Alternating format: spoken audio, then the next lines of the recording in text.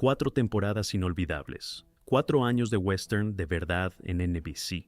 Todos los viernes de 1967 a 1971. Millones de espectadores en todo el mundo quedaron atrapados para siempre por esa serie. Pero lo que les pasó a sus actores, después de que las cámaras se apagaron, resultó ser tan dramático como cualquier episodio que se transmitió en pantalla. ¿Sabían que uno de los actores de la serie murió electrocutado en su propia casa mientras se filmaba la 4ª temporada? ¿Sabían que otro de los protagonistas encontró un nuevo momento de gloria décadas después en uno de los westerns más populares de la televisión actual? ¿Un verdadero renacer que revivió toda una carrera? ¿Y sabían que uno de los actores se divorció de una estrella de Hollywood y se casó con otra estrella de Hollywood el mismo día? Hoy recordamos a quienes hicieron posible esta serie legendaria. ¿A dónde los llevó la vida? ¿Qué vivieron todos estos años? Vamos a descubrirlo. Número 1. Leif Erikson, como Big John Cannon. Leif Erikson era uno de esos actores que sostenían la televisión norteamericana sobre sus hombros, cuando en septiembre de 1967 se estrenó el primer episodio de El Alto Chaparral. Leif tenía 55 años, un actor experimentado y ya formado, con una trayectoria impresionante a sus espaldas. Su personaje, Big John Cannon, era un patriarca en el sentido más literal de la palabra. Un ranchero duro e inflexible en Arizona, dispuesto a pelear contra los apaches, los bandidos y la misma naturaleza para proteger a su familia y su tierra. Su nombre real era William Wycliffe Anderson. Nació el 27 de octubre de 1911 en Alameda, California. Antes de ser actor, fue cantante de orquesta, cantaba y tocaba el trombón. Después vinieron pequeños papeles en el teatro, luego el cine. Durante la Segunda Guerra Mundial, Leif sirvió en la Marina de los Estados Unidos como suboficial mayor y trabajó como fotógrafo de combate en el Teatro del Pacífico. Lo derribaron 2 veces, y sobrevivió en ambas. Por su servicio recibió 2 corazones púrpura. Era un hombre que había visto la guerra de verdad, y eso se sentía en cada una de sus actuaciones. Antes de El Alto Chaparral, Erikson había aparecido en películas como La Ley del Silencio, 1954, junto a Marlon Brando y Magnolia, 1951, además de incontables westerns de los años 30 y 40. Cuando los papeles escasearon a mediados de los 60, trabajó como agente de yates en Marina del Rey, lo que dice mucho del tipo de hombre que era. Sin lamentarse, simplemente seguir adelante. El papel de Big John Cannon fue la cima de su carrera televisiva. Durante las 4 temporadas cargó con el peso principal de la narración, y lo hizo con esa seriedad monumental y tranquila que convirtió al personaje en un ícono. Su vida personal fue agitada. Leif se casó 3 veces. El episodio más comentado, en 1942, el mismo día, se divorció de la actriz Frances Farmer y se casó con otra actriz, Margaret Hayes. En Hollywood, pocas veces se había visto algo así. Después de que la serie terminó en 1971, Leif siguió apareciendo en roles secundarios en Pistoleros de la Ley, El Expediente Rockford y La Isla de la Fantasía. Su último crédito fue un episodio de La Isla de la Fantasía en 1984. El 29 de enero de 1986, Leif Erikson murió de cáncer en Pensacola, Florida. Tenía 74 años. Su hijo William había muerto en un accidente automovilístico en 1971, el mismo año en que terminó la serie. El destino no fue generoso con este hombre, pero él nunca se rindió. Número 2. Cameron Mitchell como Buck Cannon. Cameron Mitchell era el tipo de actor del que se dice nació para Hollywood, aunque Hollywood no siempre lo trató como merecía. Cuando El Alto Chaparral se estrenó en 1967, Cameron tenía 48 años y ya había vivido varias vidas como actor. Su personaje, Buck Cannon, el hermano menor de Big John, resultó tan vivo, tan colorido y tan magnético que muchos espectadores lo consideraban el verdadero corazón del programa. Cameron McDowell Mitchell nació el 4 de noviembre de 1918 en Dallastown, Pensilvania. Su padre era pastor protestante y la tradición familiar indicaba que Cameron debía seguir ese camino. Eligió el escenario, primero Broadway, a finales de los años 30, luego el servicio militar en la Segunda Guerra Mundial como bombardero, después de vuelta al cine y al teatro. En 1949, Mitchell interpretó a Happy Loman en Broadway en La muerte de un viajante de Arthur Miller, el papel que lo puso en el mapa. En 1951 repitió el rol en la adaptación cinematográfica. Luego llegó Cómo casarse con un millonario, 1953, junto a Marilyn Monroe y Lauren Bacall. Su carrera parecía no tener techo, pero en los años 60, Mitchell se fue a Europa y se sumergió en producciones italianas, westerns italianos, películas de terror, dramas de época, decenas de papeles, cientos de vuelos. Entonces, por pura casualidad, terminó sentado junto al productor David Dortort en un vuelo a Tucson. Y cuando el avión aterrizó, ya tenía el papel de Buck Cannon, un asiento afortunado en un avión que lo cambió todo. Buck Cannon, un vaquero bebedor, escandaloso pero fieramente leal, fue el momento cumbre de Mitchell. Alguna vez dijo: "Estoy convencido de que nuestra serie es el mejor western que se ha hecho". No sonaba a vanidad, sonaba a un hombre enamorado de su trabajo. Detrás de cámara, la vida era más dura. Mitchell se casó 3 veces. Su carrera avanzó a oleadas, momentos altos seguidos de largas temporadas en el olvido. En los años 70 y 80, trabajó principalmente en películas de explotación y terror. La caja de herramientas, 1978. El grito silencioso, 1980. Se declaró en quiebra 2 veces. Era un hombre al que la vida le dio mucho, y que también perdió mucho. Cameron Mitchell murió el 6 de julio de 1994 de cáncer de pulmón en Pacific Palisades, California. Tenía 75 años. A lo largo de su carrera apareció en más de 300 películas y series. Buck Cannon sigue siendo su papel más recordado, el que la gente todavía menciona cuando pronuncia su nombre. Número 3. Mark Slade como Billy Blue Cannon. Mark Slade era la juventud de El Alto Chaparral. Su personaje, Billy Blue Cannon, el hijo de Big John, era un joven impetuoso, rebelde, buscándose a sí mismo en el viejo oeste. Cuando la serie comenzó en 1967, Mark tenía 28 años, aunque en pantalla parecía más joven. Mark Van Blarcom Slade nació el 1 de mayo de 1939 en Salem, Massachusetts. Un dato curioso, su abuela materna era prima quinta de Henry Ford y, vaya coincidencia, en el manifiesto de pasajeros del segundo barco inglés que llegó a Plymouth en 1621, figuraba un tal John Cannon, el mismo nombre que lleva el patriarca de la serie.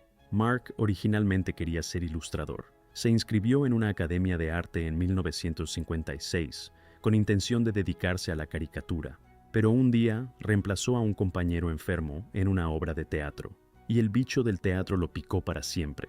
Se mudó a Nueva York, ingresó a la Academia Americana de Arte Dramático y trabajó como mesero en el legendario Club 21, uno de los restaurantes más famosos de Manhattan, para pagar sus estudios.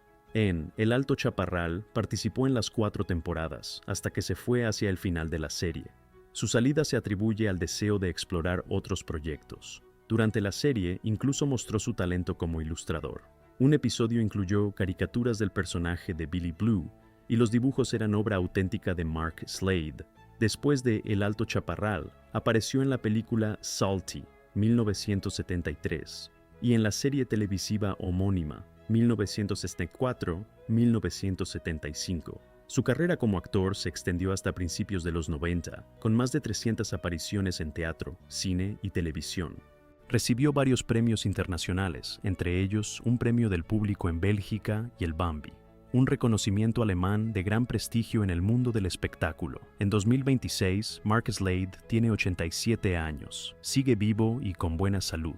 Tras retirarse de la actuación, se dedicó por completo a las artes visuales. Sus ilustraciones, caricaturas políticas y cómics han sido publicados en importantes medios de todo el mundo. Está casado con Melinda Ricciuli desde 1968, más de 57 años juntos. Tienen 2 hijos, Morgan y Mitchell. Una historia de estabilidad admirable en medio del torbellino de Hollywood. Número 4. Don Collier como Sam Butler. Don Collier era lo que en Hollywood llaman un vaquero de verdad.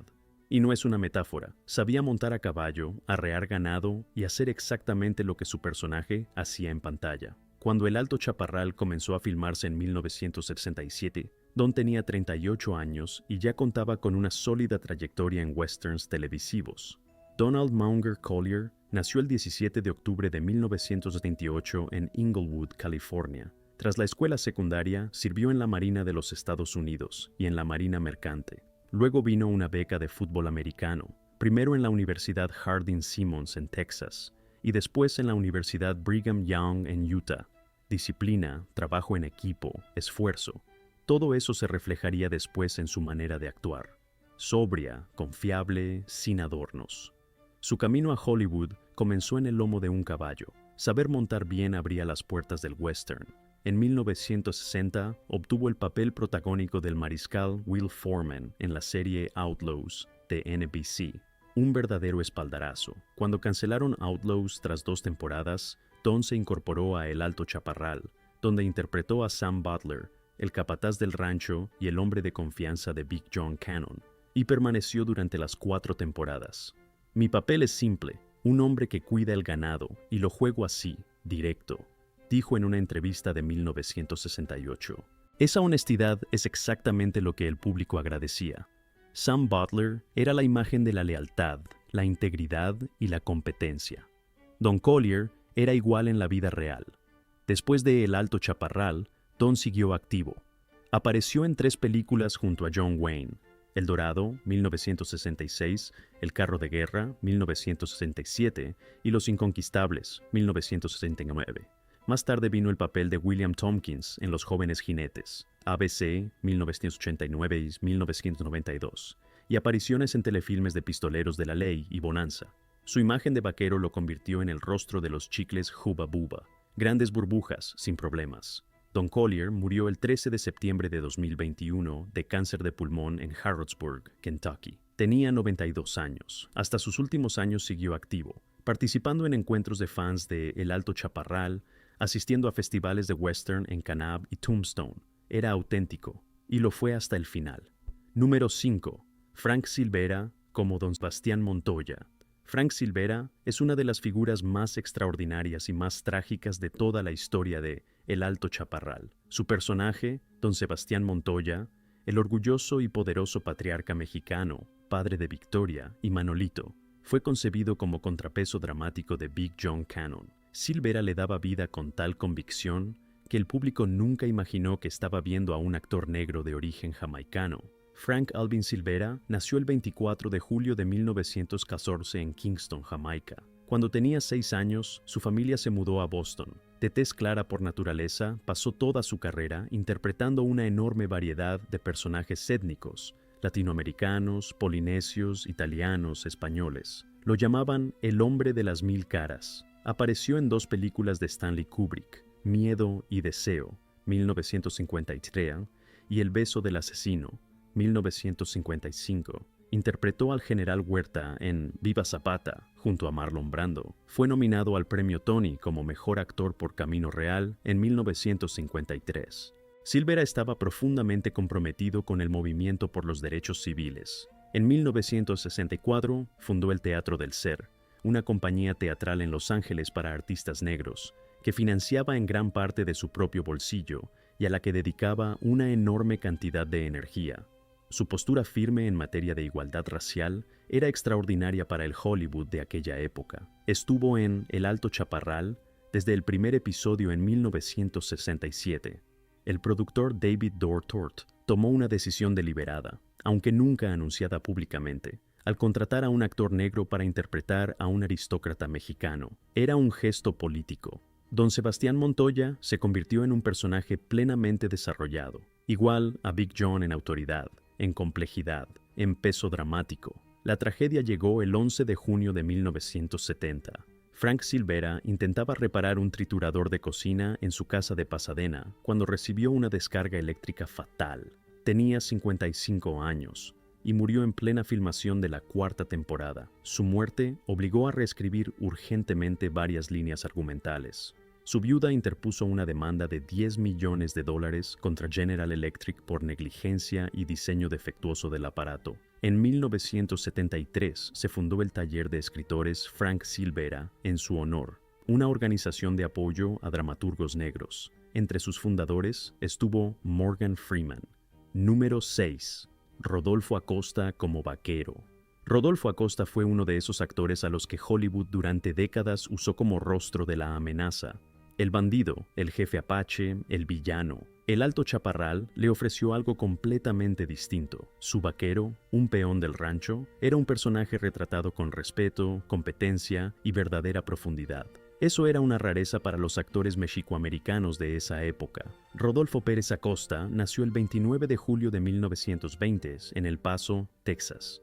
Cuando apareció por primera vez en El Alto Chaparral en 1967, tenía 46 años y una rica trayectoria a sus espaldas. Cine mexicano, servicio en la Marina de los Estados Unidos durante la Segunda Guerra Mundial, estudios en el Palacio de Bellas Artes en la Ciudad de México. Sus rasgos marcados y su presencia física lo habían convertido en la opción natural para los papeles de villano en los westerns de Hollywood, jefes apaches, forajidos, tramposos en decenas de películas. Uno de sus trabajos más recordados fue el del capitán de los rurales mexicanos en El Rostro Impenetrable, 1961, de Marlon Brando. En El Alto Chaparral, Acosta participó en las primeras dos temporadas, 1967, 1969. Su personaje sabía arrear ganado, cocinar, dar primeros auxilios e incluso hablar algo de apache. El rol fue diseñado por los guionistas como una imagen positiva del hombre mexicano, alguien hábil, digno de confianza y plenamente humano. Detrás de cámara, la historia era mucho más dura. A Acosta lo retiraron de la serie por una severa dependencia al alcohol, una lucha que lo acompañó durante años. Tras salir de El Alto Chaparral, continuó apareciendo en episodios de Bonanza e Ironside, pero los papeles importantes quedaron atrás. Rodolfo Acosta murió el 7 de noviembre de 1974 de cáncer de hígado en Woodland Hills, Los Ángeles. Tenía 54 años. En 2013, fue incluido póstumamente en el Paseo de las Estrellas del Oeste en Newhall, California, un reconocimiento a su aporte duradero al género. Número 7. Roberto Contreras, como Pedro. Roberto Contreras estuvo en El Alto Chaparral durante las 4 temporadas completas y apareció en 61 de los 98 episodios de la serie. Su Pedro, un peón del rancho, un hombre de trabajo, era un personaje secundario en los créditos, pero estaba presente en escena tras escena, dándole al Rancho Cannon la sensación de un lugar vivo, real y habitado. Roberto Contreras nació el 12 de diciembre de 1928 en San Luis, Missouri. Su padre fue el director de cine Jaime Contreras. Su carrera en cine y televisión abarcó casi 4 décadas, de 1954 a 1993. Entre sus créditos, Topaz, 1969, el thriller de la Guerra Fría de Alfred Hitchcock y Scarface, 1983, de Brian De Palma. Ese rango solo ya dice mucho. También apareció en las escenas de acción del clásico Los Siete Magníficos, 1960. Uno de sus hijos, Luis Contreras, también se convirtió en actor, continuando la tradición familiar.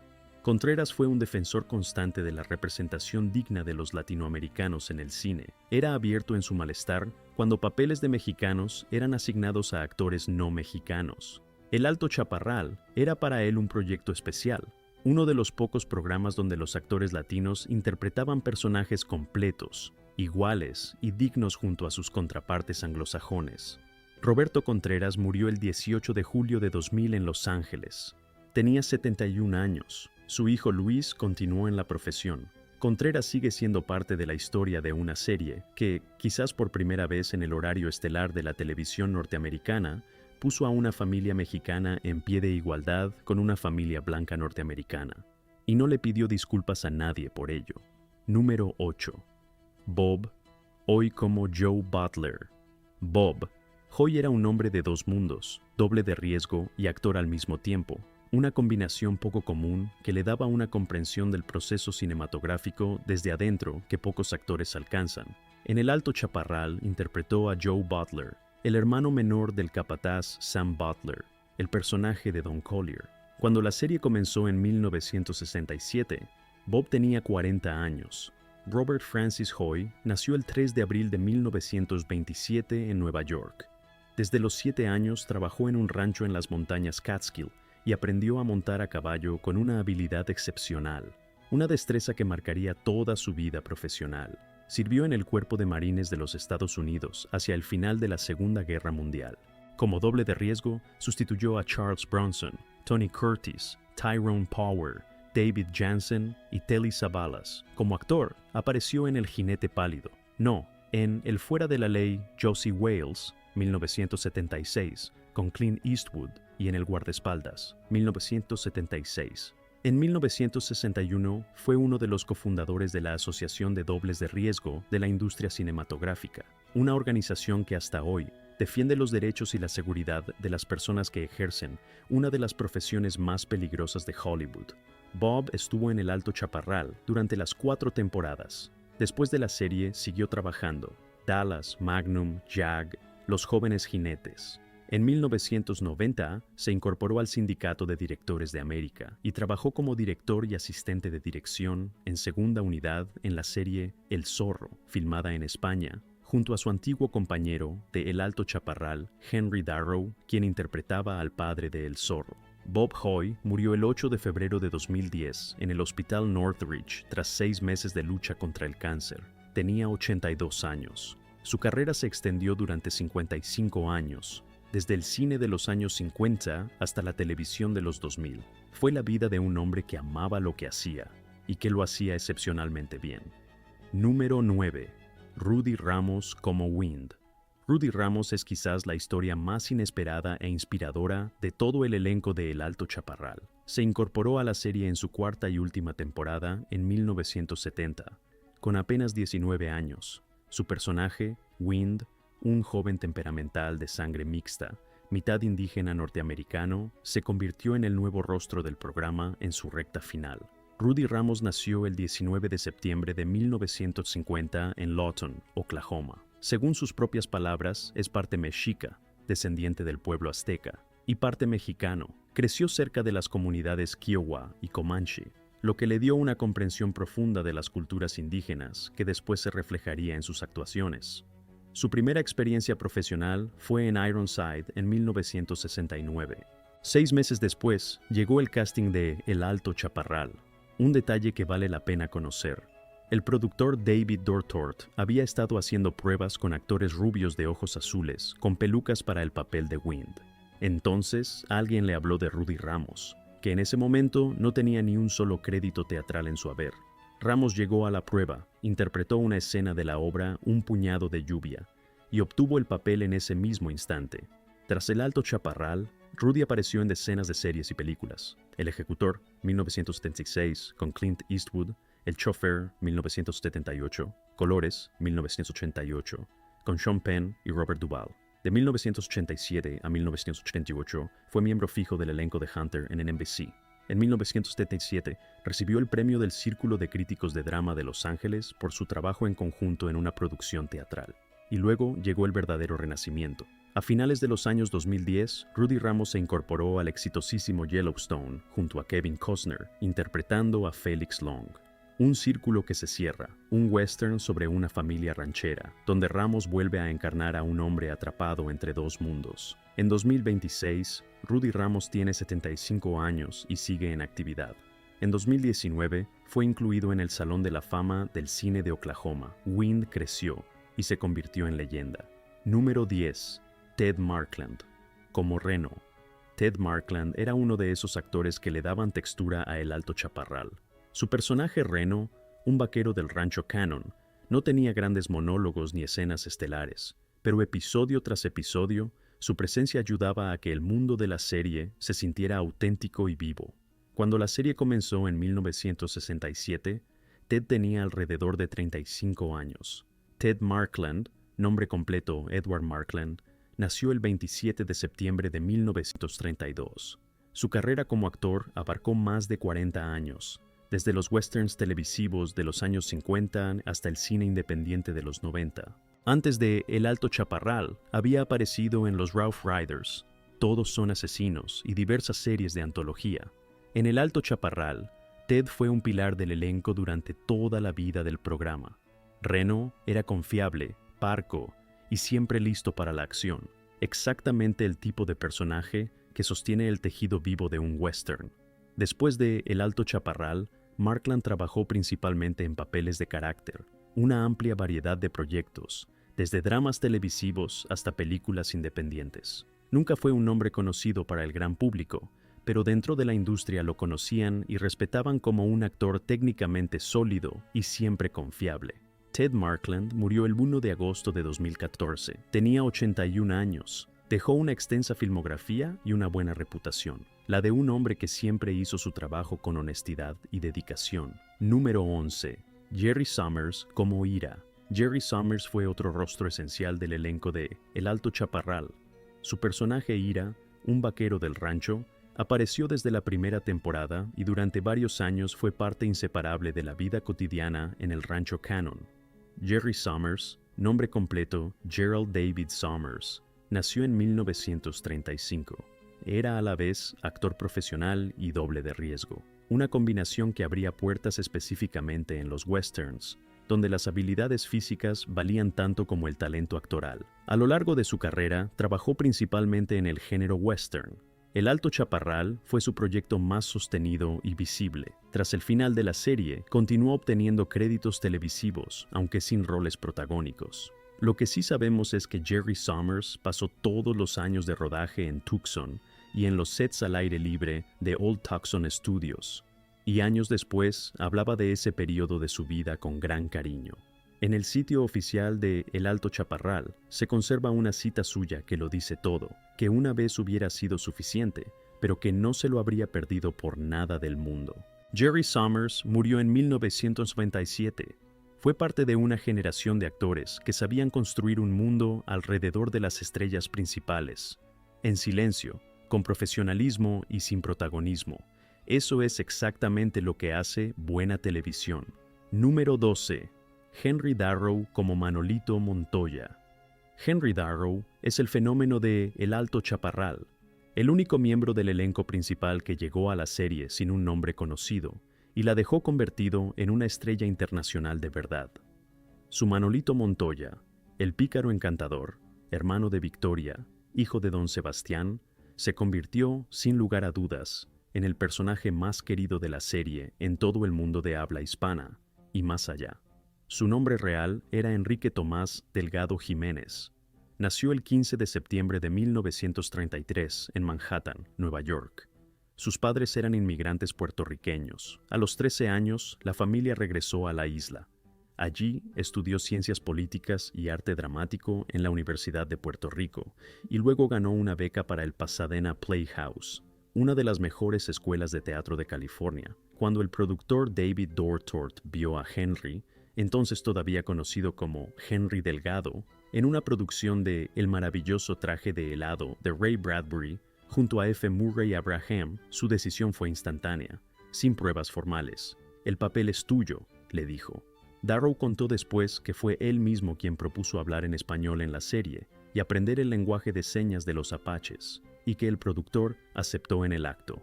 Darrow construyó a Manolito a partir de dos personajes de Shakespeare, Mercucio de Romeo y Julieta para la comedia, Iago de Otelo para la oscuridad interior.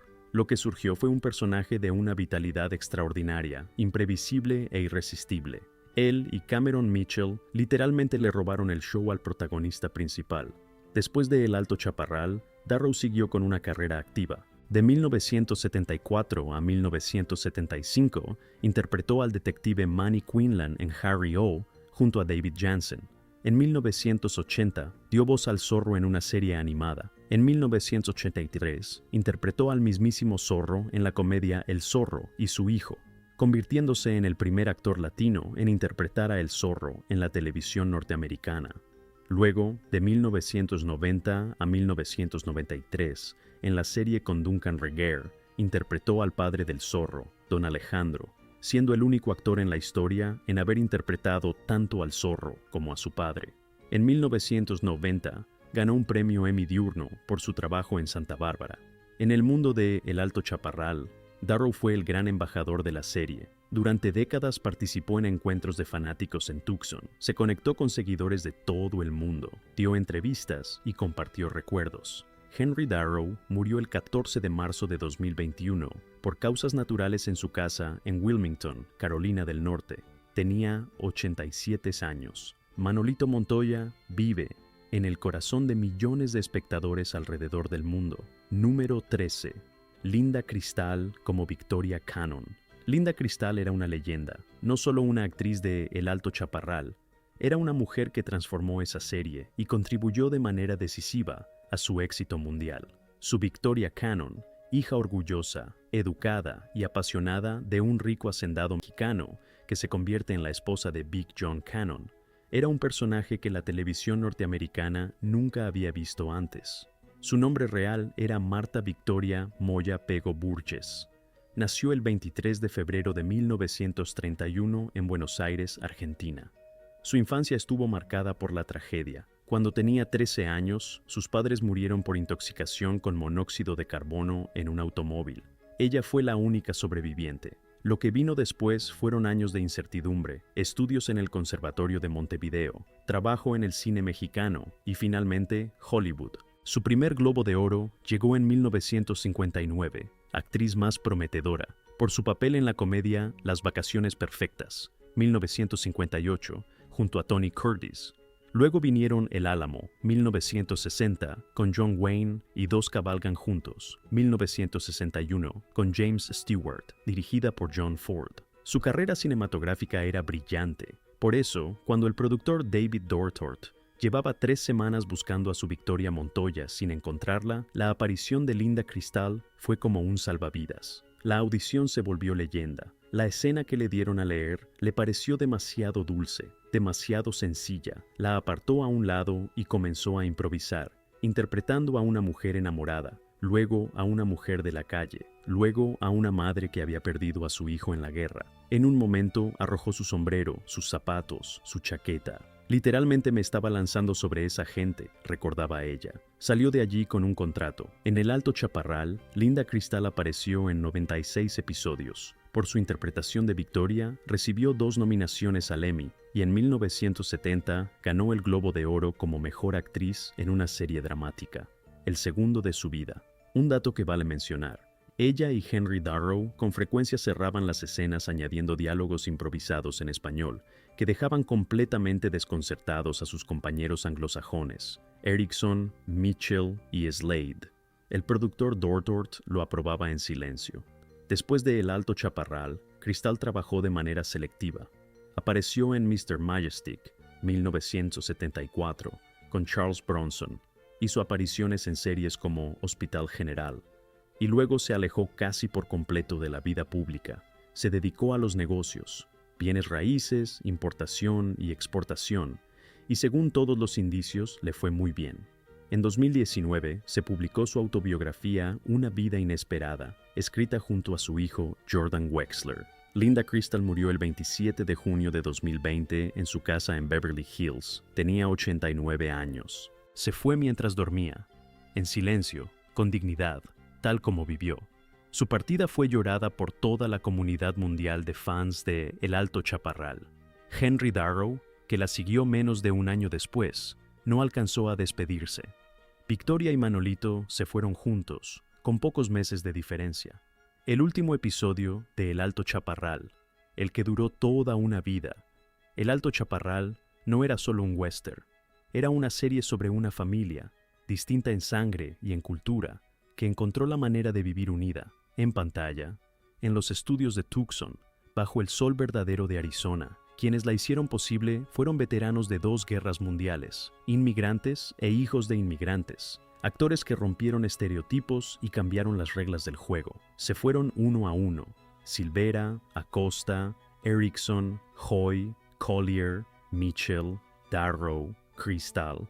Algunos se fueron demasiado pronto, otros vivieron hasta una edad muy avanzada, pero la huella que dejaron no va a ninguna parte. Si es la primera vez que escuchan de esta serie, búsquenla y véanla. Si crecieron con El Alto Chaparral, cuéntenos en los comentarios quién era su personaje favorito.